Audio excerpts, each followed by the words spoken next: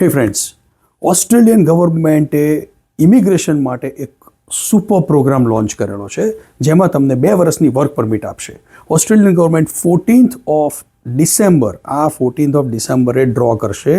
ત્યાં સુધી તમારા બધાના એપ્લિકેશન્સ એક્સેપ્ટ કરી રહી છે.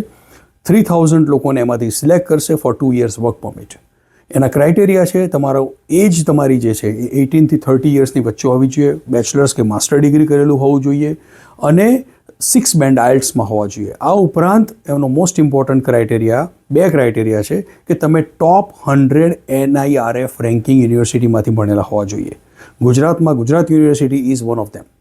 આ ઉપરાંત તમારું ક્વોલિફિકેશન જે છે એ either renewable energy, mining, engineering, information technology and communication technology, artificial intelligence, agritech or fintech, આમાંથી કોઈ પણ એક એરિયામાં હોવું જોઈએ.